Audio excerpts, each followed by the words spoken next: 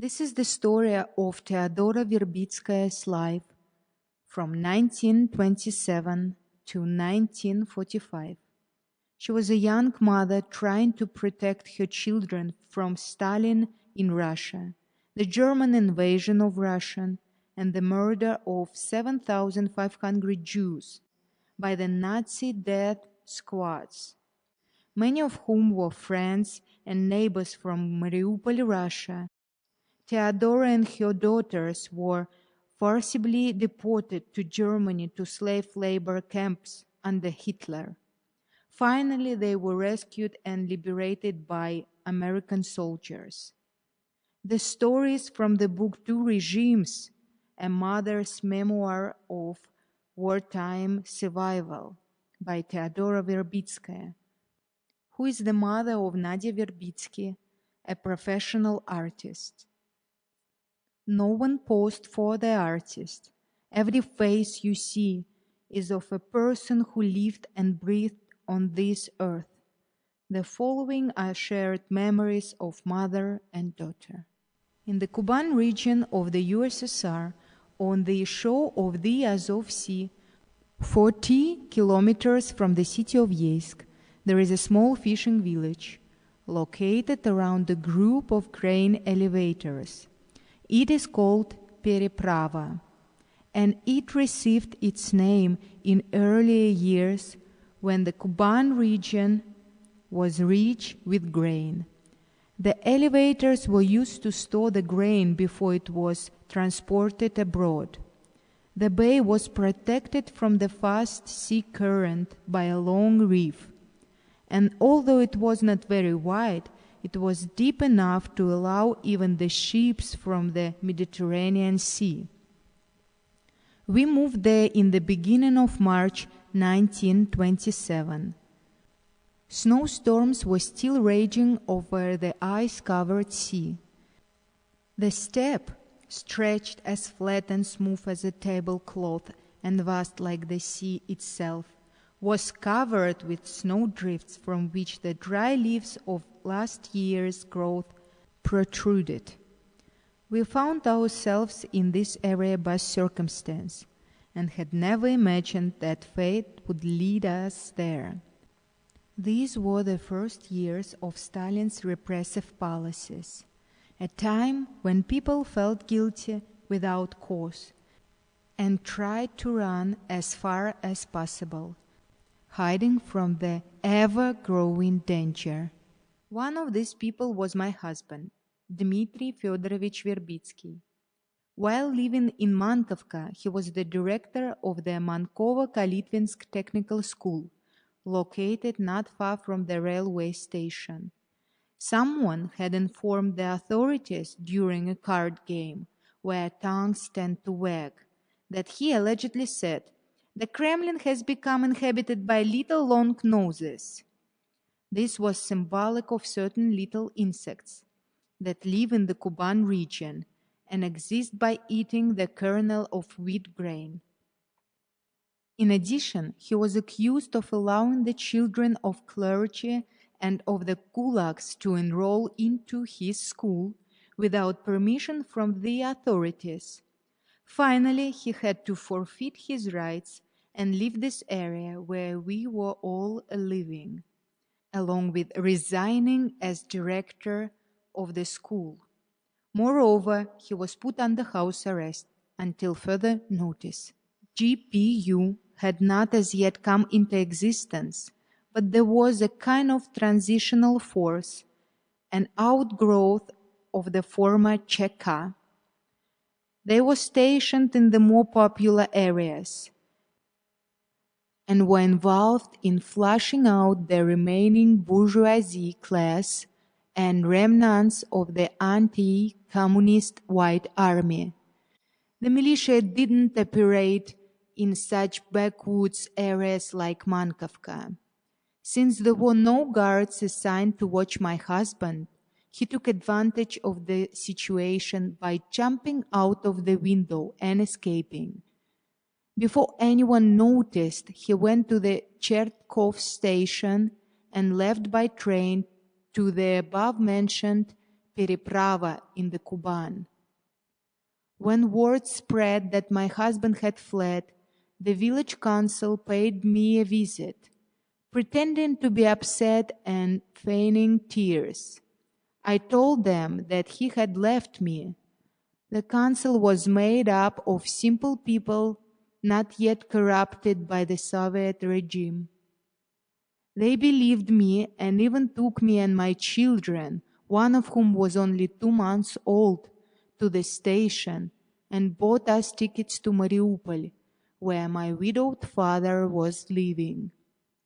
Though many people tried to save themselves by fleeing, most were eventually caught when the government introduced compulsory employment lists and hiring applications. As my husband and I had earlier agreed, I was to go to my father's and wait there for further instructions. After some time, I received a letter from him stating that he had found work as an inspector at the grain elevator in Periprava and that we should join him. He urged me to be very careful. With my children, I boarded a boat to Yeisk. There I managed to get a ride from the dock to the village.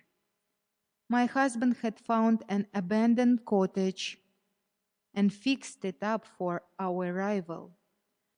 We decided to wait there until everything calmed down. Perhaps with time they would forget about us. So far we had been lucky. My husband soon began receiving wages and rations. I began teaching reading and writing to the village children. Periprava didn't have schools and even half of the adults were illiterate. Since I did this for free, the students would sometimes bring me fresh fish or a pitcher of milk as payment. So we were not completely destitute. At night, while sitting by the stove and listening to the howl of the wind, we felt content and warm, hoping that no one would find out about us. The snowdrifts enveloped our cottage almost up to its eaves, and in the mornings we couldn't get out without a shovel. But the cottage was warm, heated by chips of horse dung that we bought from the local people. The chips were easy to ignite and held heat for a long time. And so the cold winter passed. The sun warmed the earth, and with the spring thaw, the steppes came alive. The steppe grass turned green and began to grow quickly. The ice began to move on the sea and was then swiftly carried out by the strong current. After the spring rains, the steppe became more active. The smells of the warm wood and grasses, the blooming poppies and daisies, the sounds of the grasshoppers, and up above, the bell-toned song of the lark. Before you realized it, the steppe grass was up to your knees, and soon even a man on a horseback could disappear in it. And look, what flowers, so many birds, all is alive and happy. How gorgeous were the steppes by the beginning of summer. The city was beginning to experience unemployment, and since my husband was unable to find work, we decided to move on to Mariupol. This came at a time when the new economic policy, NEP, was coming to an end. Although the state was struggling to organize collective farms, there were still many free merchants, chasniki, walking at the Mariupol market. There, one could see carts with live and killed fowl, as well as vegetables and milk. On the ground, piles of cantaloupe, watermelon, sacks of apples and pears, and wagons full of potatoes. There were grapes called berezka sold by the crate, and flour of every imaginable kind. The meat market was piled high with the carcasses of slaughtered goats and cows. All this could even be delivered to your home if only you could buy. Because of the high unemployment, no one had money. We found ourselves spending the last of it and looking toward an uncertain future. While searching long and hard for work, my husband registered at the unemployment office as required. Almost immediately he was arrested and then reminded about statements that he made about those little long noses. By that time, my father had already passed away, and here I was with two little children, without resource of assistance, and with little hope of finding a job. I began looking in offices, factories, at construction sites.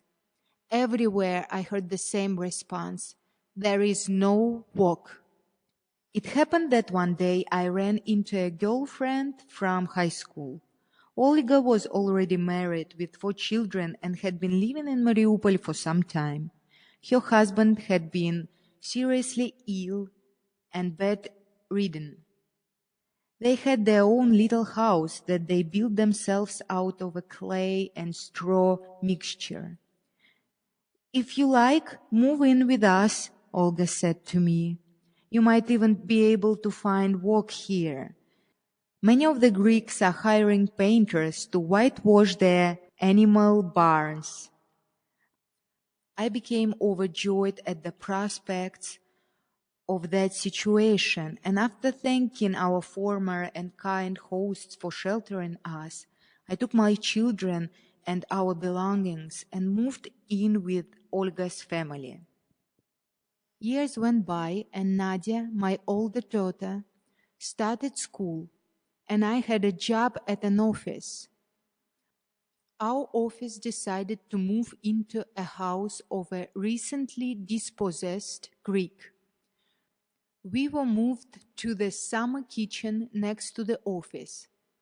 I found some empty crates in the yard and converted them into beds.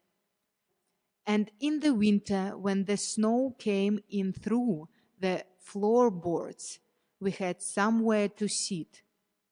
Soon the office closed altogether, and when they took all the furniture and locked the door, I found an open window to another house and pushed my children and our belongings inside and climbed in myself. I was taking advantage of a law which said that one could not evict children from the space that they occupied. When the militia police came in with city representatives, yelling and threatening, we just sat there silently and refused to move. This was how I managed to obtain a nice room with a kitchen. My husband returned after serving his 6-year sentence. He returned to find himself again without work, under the surveillance of NKVD and without friends.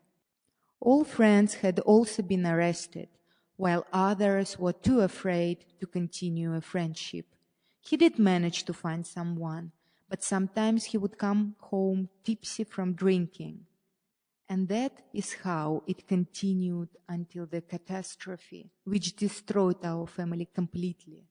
The state proceeded to round up animals into herds, moving them to the state yards or directly to slaughter. On the way, the animals were not fed or milked, and after enduring near starvation at home, they would drop and die. The wagon behind the herd would then become filled with the carcasses of this cruel slaughter. The animals were not fed because they were considered as confiscated property for unpaid fines and taxes, and the state budget did not allow for their upkeep. For the first time in my life, I actually saw a cow cry. An elderly couple was ordered to give up their cow to the state. We cried the whole way, the old man said. My wife was hugging and stroking her Mashka, and Mashka seemed to understand where she was being taken. You see, she is still crying. And sure enough, I could see tears coming from the eyes of the cow. My husband finally found a job, as well as food rations of 1 kilo of bread per day for himself, 400 grams for the children, and 200 grams for me. We were now receiving almost an entire loaf of bread, although half-baked and heavy as a rock.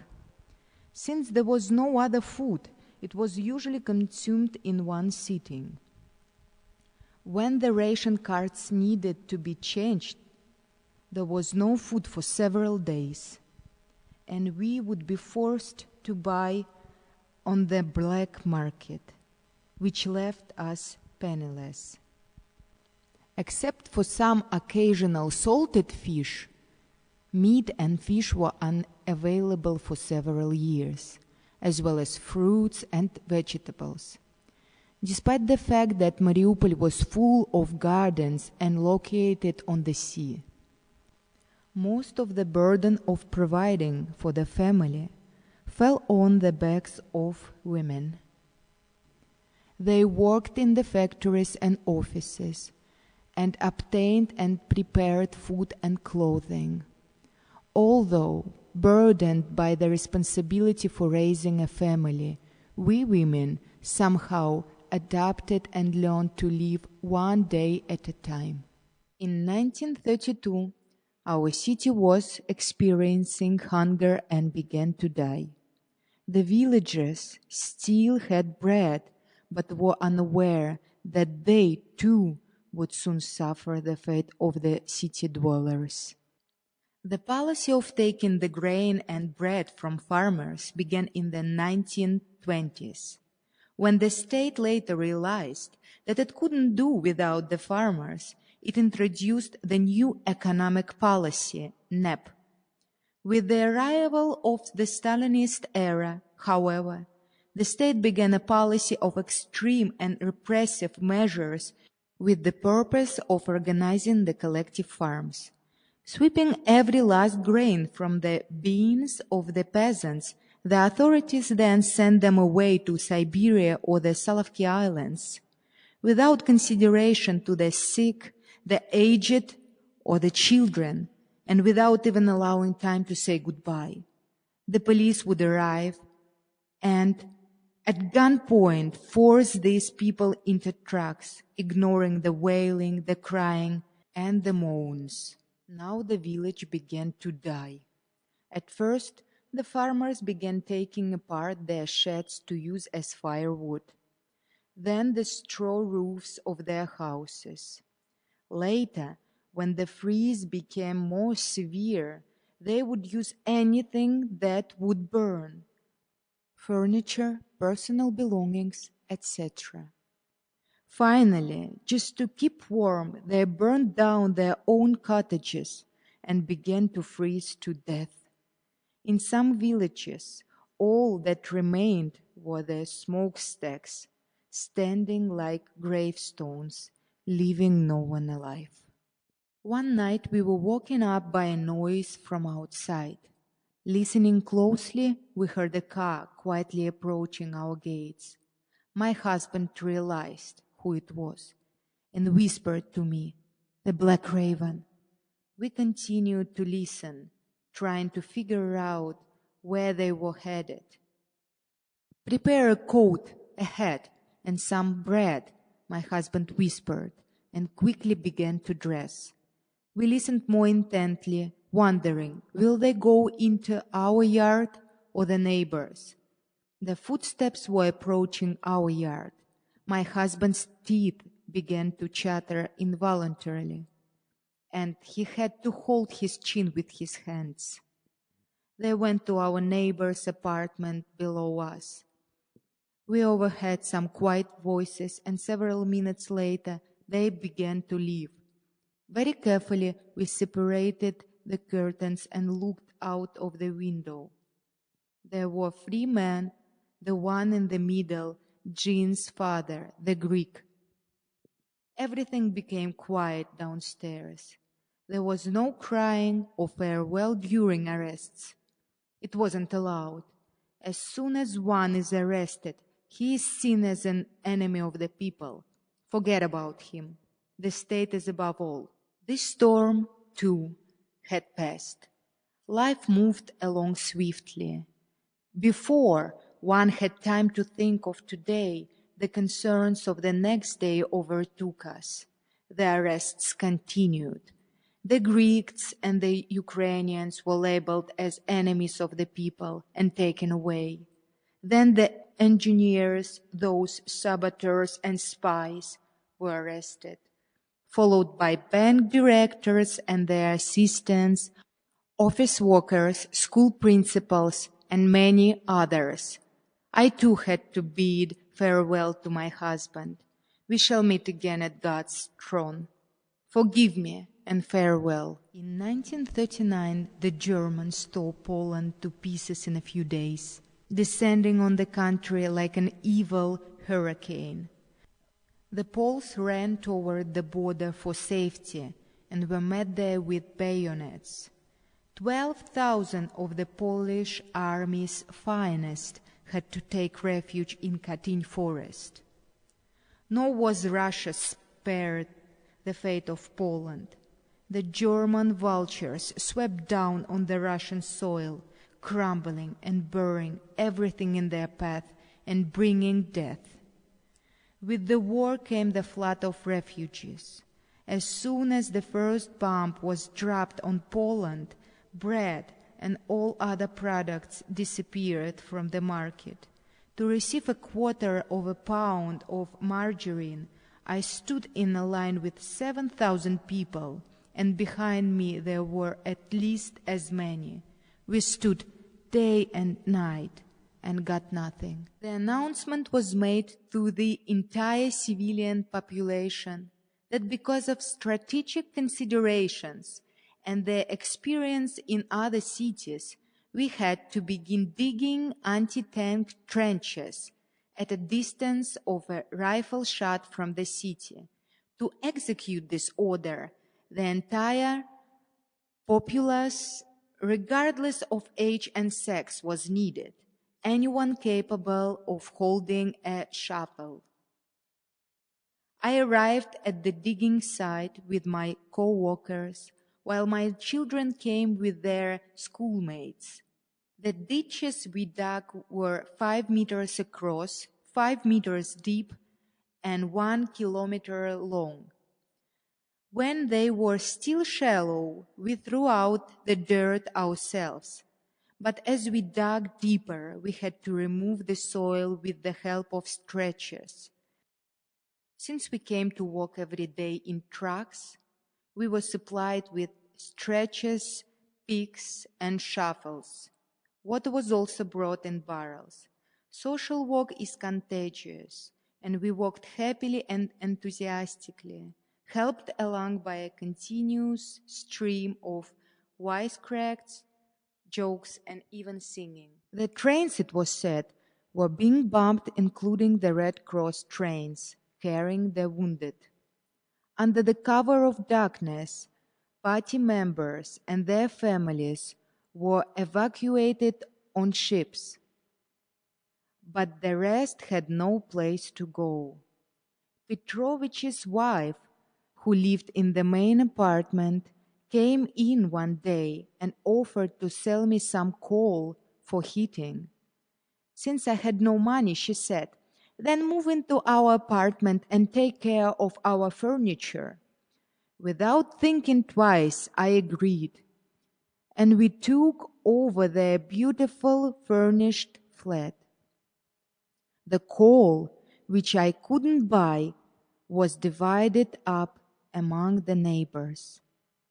In the cellar where the coal was stored, we found some passports. Although damaged by water, the names and photographs were still legible.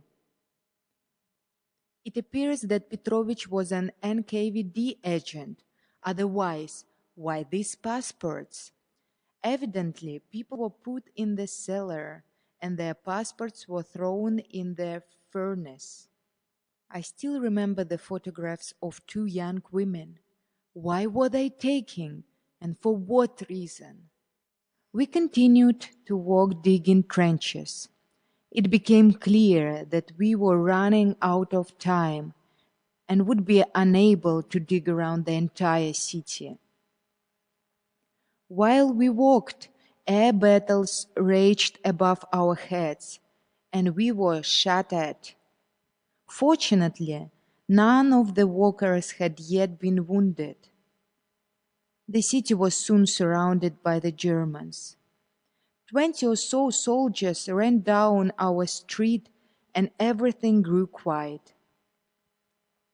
Someone started firing a cannon in the city park, but after 2 shots, there was silence. The dwellers crawled out of their homes, crowded around in the yards, on the street, and by the gates. People started talking, throwing out opinions without much substance, and it grew into such a racket that it was difficult to make sense of what was being said. One report contradicting another. The troops finally passed by. The shooting ceased. People began walking up and down the street. My daughter ran up to me. "Mommy, the girls are going to look in on the stores. Maybe there is some bread left. Can I go?" "Go ahead, but come right back."